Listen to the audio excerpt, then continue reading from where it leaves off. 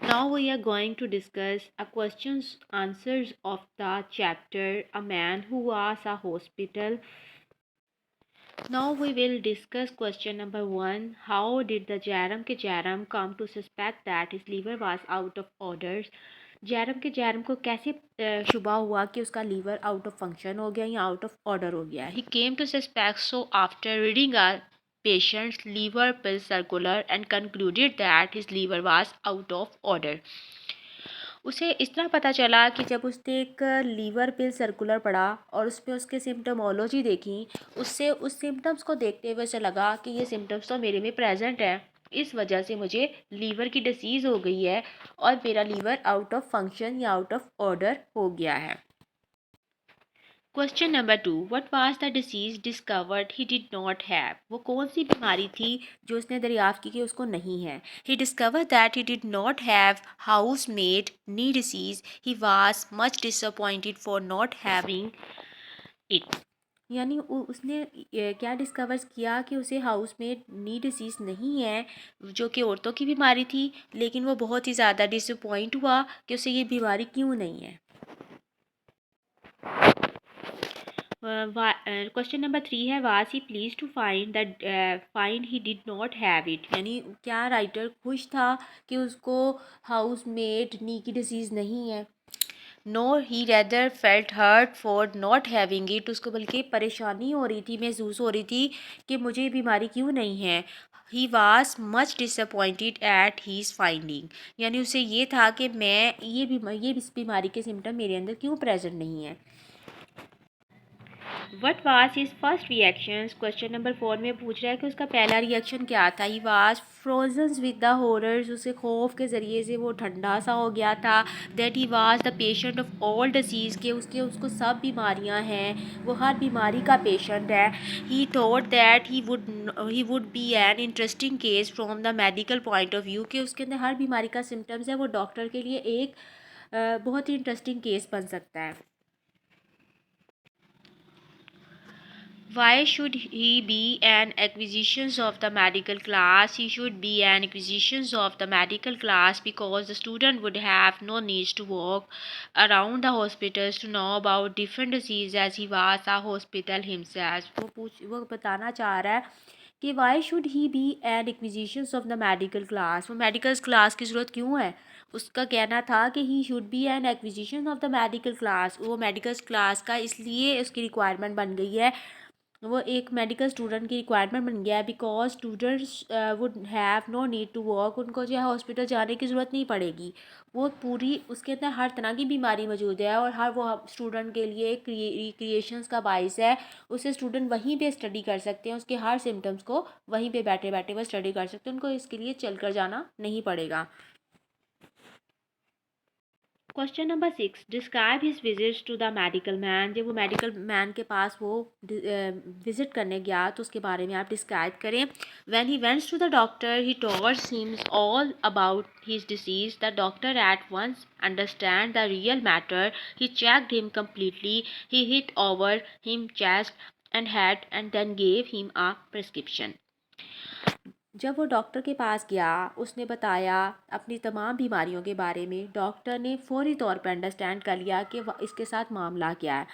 He check in completely. उसने उसका मुकम्मल मुआयना किया, उसे चेकअप किया उसका. उसने उसकी चेस्ट को खड़काया और उसके हेड को देखा. Then gave him a prescription. और फिर उसे एक नुस्खा दे दिया. अब राइटर कहता है he thought he was going to doctor good turn by going to him. Why. अब वो अगर डॉक्टर के पास जाएगा तो वो डॉक्टर को 700 पेशेंट चेक करने की बजाय जो कॉमन होंगे उसे एक ही पेशेंट को देखना पड़ेगा और ये उसके लिए एक इंटरेस्टिंग होगा. कैसे और क्यों.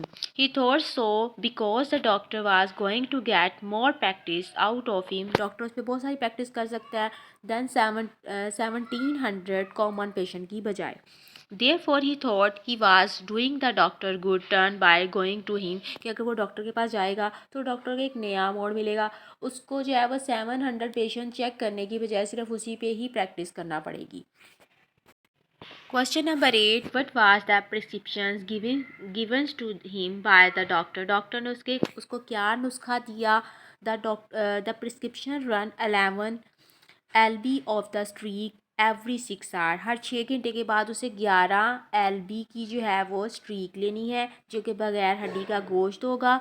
10 माइल उसको वॉक करनी है every morning. Bed at 11 sharp every night. हर रात 11 बजे पूरे उसे बेड पर जाना है। Do not stuff your heads with the thing you do not understand. तुम्हें ऐसी बातें नहीं सोचनी जिसे तुम अंडरस्टैंड नहीं कर सकते। Question number 9. Describe his visit to the chemist. He went to the chemist, gave him the prescriptions. The chemist replied, if he had a cooperative stores and a family hotel combined, he would have been able to oblige him. वो doctor बताएं कि वो doctor के जब chemist के पास गया, उसके केमिस्ट के पास जाने को बयान करें।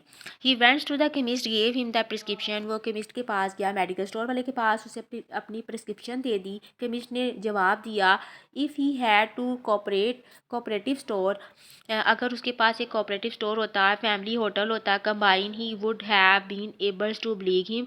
अगर उसके पास एक होटल होता या उसके पास कोऑपरेटिव स्टोर होता तो वो उसकी ज़रूर मदद करता। Question number 10. What is the significance of doctor advice. Doctor की नसीहत का की क्या अहमियत थी। Do not stuff your head with the thing you do not understand. इसका क्या मतलब था कि अपना सर उन बातों में नहीं खपाना जिसको तुम अंडरस्टैंड नहीं कर सकते। This is very important advice. ये बहुत ही अहम जो है वो नसीहत थी। जनरली आम तौर पे people start to think about those things for which they do not have concern. लोग ऐसी बातों को सोचना स्टार्ट कर देते जिनसे उनका कोई ताल्लुक ही नहीं होता। एज अ रिजल्ट इसके नतीजे में दे ड्रो आ फॉल्स कंक्लूजन के जो वो गलत जो है वो बातें बना लेते हैं, गलत नतीजा अखज़ कर लेते हैं और गेट वरीड और परेशान हो जाते हैं। The writer followed the advice. Writer ने जो है वो उस नसीहत को की पैरवी की और बहुत ही सेहतमंद हो गया। How had the writer walked into the reading room of British Museum and how did he returns? वो कहता है कि राइटर किस तरह से रीडिंग रूम में गया ब्रिटिश म्यूज़ियम के और किस तरह वो वापस आ गया। Writer walked into the reading room as happy.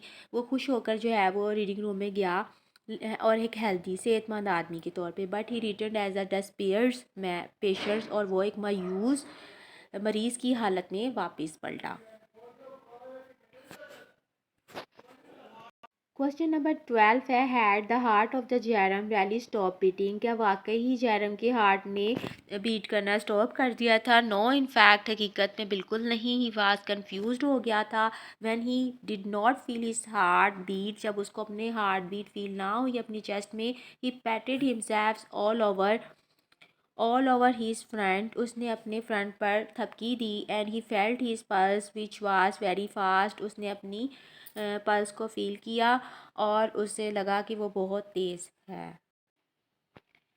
Why did the writer go to the British Museum? He went to the British Museum to read the treatment of the hay fevers. वो British museum गया अपने hay fever की treatment के बारे में पढ़ने के लिए।